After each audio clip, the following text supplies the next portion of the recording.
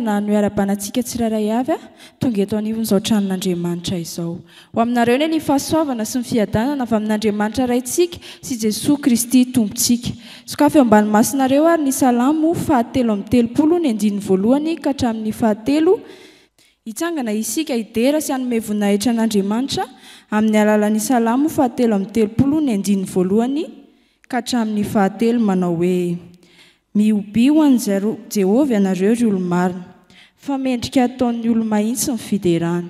Miderana Jehovah amin'ny lokanga, mankalaza azy amin'ny valitorofolo, mihirafy hiram-baovao azy, mitendre tsara amin'ny feo fifaliana. Amen. Hivavaka isika. Mideranao, manome voninahitra, mankalazanao izay ry Andriamanitra tompontianay io, satria Andriamanitra mendrika izany ianao. Misaotra anao izahay satria mbola nomenao tombonandro avelomana indray tamin'ity anio ity. Misaotra anao izahay tamin'ny fiarovanao anay tamin'ny aliny ka nahatafafoanay indray tamin'izao maraina izao. Misaotra anao izahay Tompo tamin'ny soa rehetra izay nataonao tamin'ny fiainanay, satria ireny dia maneho tokoa fa tianao Andriamanitra izahay ary maneho ihany koa ny fahalebiazanao eo amin'ny fiainanay. Koa indreto ary izahay Tompo, tonga eto amin'izao tranonao izao, vonina idera, vonina ankalaza, vonina hanome voninahitra anao, ka raiso re izany Tompo ho akasitrahanao marina tokoa. Dia matoky izahay fa Andriamanitra tsy afoy na hasaraka anay ianao amin'ny zavatra rehetra izay ataonay, fa misy matoky izahay fa mitoetra mandrakariva eo amin'ny fiainanay ianao. Amin'ny anaranao Jesosy, amen. Afaka mipetraka ny fiangonana. Ny soratra masina izay voatendry ho antsika any amin'ity anio ity dia araka ny mofinaina ao amin'ny Lioka 7:15 ka hatramin'ny 9:20.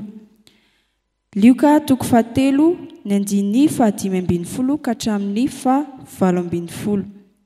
Rehefa hitantsika izany dia vakiako amin'ny anaran'i Jesosy manao hoe: Farambola ny andro ny olona ka samy misaina ny Jaona tampony, na izy no Kristy na tsy, dia namaly Jaona ka nanao tamin'izy rehetra hoe: izao manao batisanareo amin'ny rano, fa avy izay mahery noho izao ka tsy mendrika amin'ny fekapany azaho. Izy no anao batisanareo amin'ny fanahy masina sy ny afo. Eny an-tanany fikororoany, anadiovany tsara ny eo am-pamolona, ka anangona ny vary ho any amin'ny sompony, fa ny kofa sy milolo hodorany amin'ny afo tsy azo vonoiny. Ary fananarana maro hafa koa no notoriany tamin'ny olona. Amen. Ray masino, manamasinana ny fahamarinana, ny teninao fahamarinana. Amen. Hivavaka isika. Tompo Raisto, tonga izao ny fotoana izay hainonay ny teninao, koa mitenena ary aminay mpanomponao fa voninkiainanao izahay. Amin'ny anaranao Jesosy, amen. Ho aminareo ny ry havana ny fahasoavan'i Jesosy Kristy tompontsika. Ity perikopa izay voalahatra amintsika ny amin'ity anio ity dia ny Lioka 7 ny andiny 15 ka hatramin'ny 20 dia perikopa izay efa notoriany ray aman-drentsika dia ny président ny FJKM tamin'ny alady teo nandritra ny fivoriam-ben'ny synodam-paritany Antananarivo andrefana. Nambarany tamin'izany moa ny hoe tahaka ny ahoana ny kristianina vary ary tahaka ny ahoana ny kristianina akofa. Fa andeha ary hojerentsika amin'ny fomba fijery hafa ity perikopa ity ny amin'ity anio ity. Ny angalantsika ny hafatra ary dia ny Lioka 7 ny andiny 15 ka hatramin'ny 20 tapany voalohany. Averiko vakina amin'ny anaran'i Jesosy manao hoe: farambola ny andro ny olona ka samy misaina ny Jaona tao am-pony, na izy no Kristy na tsy, dia namaly Jaona ka nanao tamin'izy rehetra hoe: izao manao batisanareo amin'ny rano, fa avy izay mahery noho izao ka tsy mendrika amin'ny fekapany azaho. Amen. Fahamarinana roa lehibe no afaka tsoahantsika amin'izao lioka toko fahatelo ny andiny fahatimy ambin'ny folo ka hatramin'ny fahaenina ambin'ny folo tapany voalohany izao. Ny fahamarinana voalohany dia ny hoe ny irak'Andriamanitra dia manam-pahamendrehana. Ny irak'Andriamanitra dia manam-pahamendrehana araka ny voalaza eo amin'ny andininy fahatimy ambin'ny folo.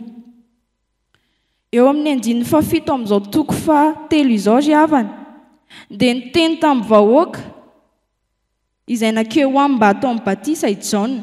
Ary rehefa niteny tamin'izy ireo izy dia teo amin'ny andininy fahadimy ambin'ny folo dia nieritreritra tao am-pony reto vahoaka ireto mahakasika an'i Jaona ary nametra-panontaniana izy hoe izy tokoa ary ve ilay Kristy? Samy nieritreritra tany am-pony izany izy hoe izy tokoa ve ilay Kristy sa tsy? Izany hoe nisy zavatra mifamaofao tao amin'ireo vahoaka ireo ny amin'ny Jaona hoe izy tokoa ve ilay Kristy izay endrasantsika. Izany hoe matoy ireto vahoaka ireto mieritreritra tahaka izany ary mametraka izany fanontaniana izany ao am-pony. Dia hita tokoa izany fa ity mpanompon'Andriamanitra ity dia nanana fahamendrehana tamin'izay rehetra nataony, tamin'ny fihetsika izay nataony, tamin'ny fiteny izay nataony ary tamin'ny zavatra rehetra izay nolazainy. Dia hita taratra teo amin'ny Jaona ilay fahamendrehana. Ka izany indrindra ry havana na tonga ilay hoe fanantenana teraka tato amin'ireto vahoaka ireto ny amin'ny hoe io ve ilay Kristy izay endrasantsika fatratra, satria reto jiosy reto dia tena niandry any Kristy, an'ilay Kristy voasoratra tao amin'ny testamenta taloha mba ho avitra ho azy ireo. Dia nisy fanantenana izany tao am-pony ny amin'ny Jaona.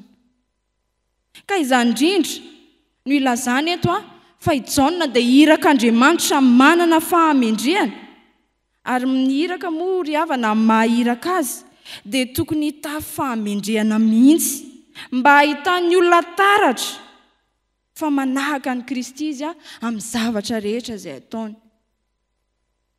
Dia mitodika amintsika kristianina izao ny soratra masina ny tenin'Andriamanitra manao hoe isika kristianina nge dia irak'Andriamanitra ihany koa anambara amin'ny manodidina antsika ka ny fahamendrehana izay asehontsika na amin'ny fiteny na amin'ny fihetsika dia tokony ho hitan'izy ireo taratra fa manahaka ny Kristy tokoa isika. Ilay fahamendrehana irak'Andriamanitra izany dia ahitana taratra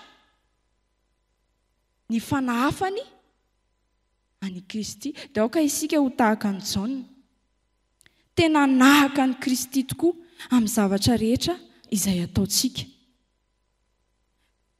Ny fahamarinana faharoa izay hitantsika eto amin'izao perikopa izao ry havana dia ny hoe ny irak'Andriamanitra dia mahay manetry tena araka ny andininy fahaenina ambin'ny folo tapany voalohany.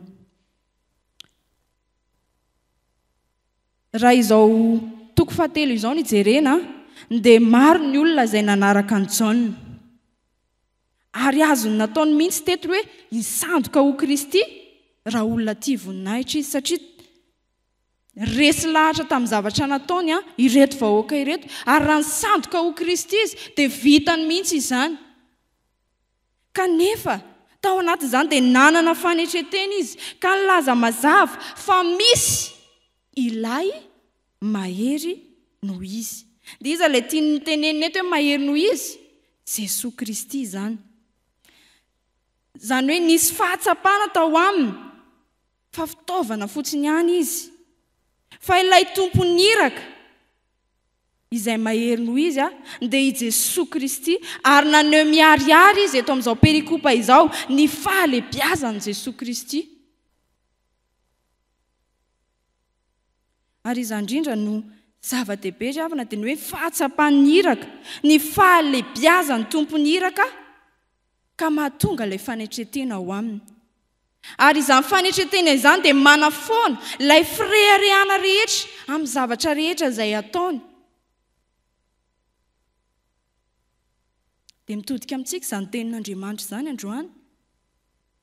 sao isika re ilay kristianina mitoetra ho pre re tsy mba manana fanetretena te hisandoka ho Jesosy Kristy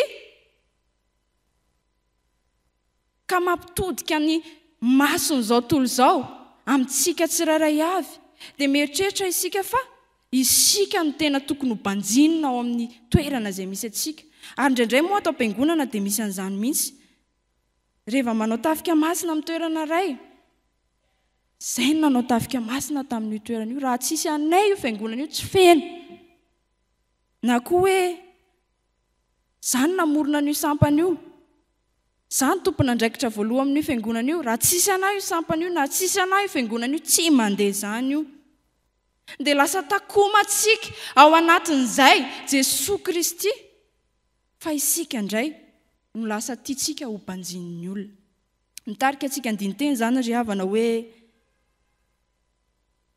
tahaka ny ahoana isika kristiana tena manetry tena tokoa ve manoloana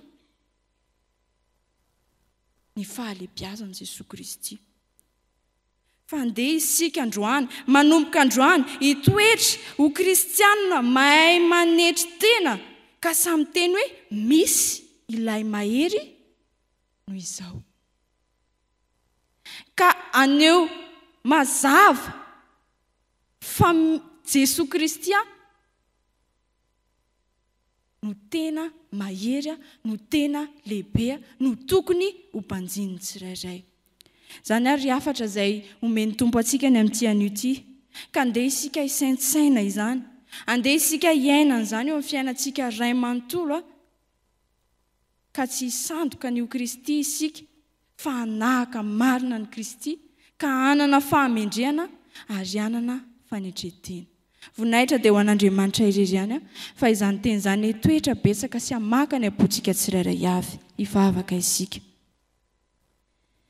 misaotra anao izay ry tompoty anay fanomenao anay indray ny teninao tamin'ity anio ity faniraka ao Andriamanitra dia manana fahamendrehana ary mahay manetry tena indreto izahay tompo raha renay ny teninao dia mifona aminao izahay raha tsy tanteraka izany mangataka famindram-po famelan-keloka avy aminao izahay fa indreto kosa izahay manavao ny fanoloran-tenanay amin'ny mahiraka ao Andriamanitra anay mba hanatanterahanay ny asa izay ampanaovinao anay ka tsy sandoka ho ianao Kristy fa hanahaka marina anao Kristy amin'ny zavatra rehetra izay ataonay ka hitan'ny olona taratra tokoa ety aminay fa manana anao izahay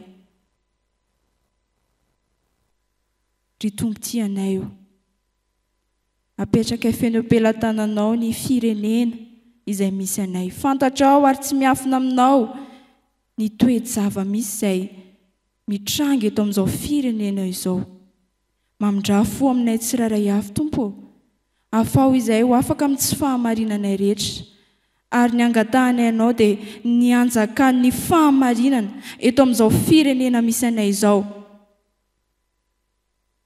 ka hitoetra ao aminao Jesosy Kristy tokoa ny kristianina hijoro vavolombelona ny aminao Jesosy Kristy ka hanao ny tsara hatrany hitoetra ho mendrika hatrany amin'ny fiantsoana izay ny antsoinao ny fiangonana ka tena ho hitan'ny fiarahamonina ho hitan'ny vahoaka malagasy tokoa fa manana anao Andriamanitra izahay tsirairay avy tompo maro ny tianay angatahana eo anatrehanao fa ianao mahafantatra ny any am-potso miloaka rehetra ka tanterao re tompo izay sitraka ho anay tsirairay avy ary matoky izay fa ny zavatra rehetra tanterahanao dia zavatra tsara avokoa miaino vavaka anay tompo miaino anay ranay ho izay ny an-danitra ho amasinana ny anaranao ho tonga ny fanjakanao atao ny sitraponao ety an-tany tahaka ny any an-danitra meo anay io ny anina sahaza ao anay ary mamelany elokay tahaka ny amelanay izay ny eloka taminay aza mitondra anay amin'ny mpivaka-panahy manafanay amin'ny ratsy anao fanjakana sy ny hery ary ny voninahitra mandrakizay amen. Raha isan'ny finoana sy ny fanantenana ary ry havana ny tsodrano izay atolotry ny tompo amintsika manao hoe ary Andriamanitra ny fiadanana ane hamasina nareo samy ho tanteraka ka aoka rovana avokoa ny fanahinareo sy ny ainareo ary ny tenanareo ho tanteraka ka tsy hanatsiny amin'ny fiavian'i Jesosy Kristy tompontsika. Mahatoky izay miantso anareo sady izy ihany no hanefa izany. Amen. Petrarika ny vaovao anatin'ny fahanginana. Apetrao eo amin'ny tompo ny fiainanao. Apetrao eo amin'ny tompo ny tontolo andronao androany.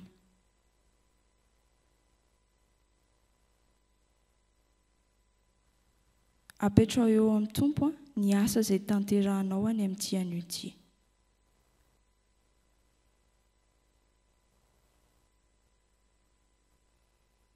Voninahitra dia ho an'Andriamanitra irery ihany amin'ny anaran'ny Ray sy ny Zanaka ary ny Fanahy Masina. Amen.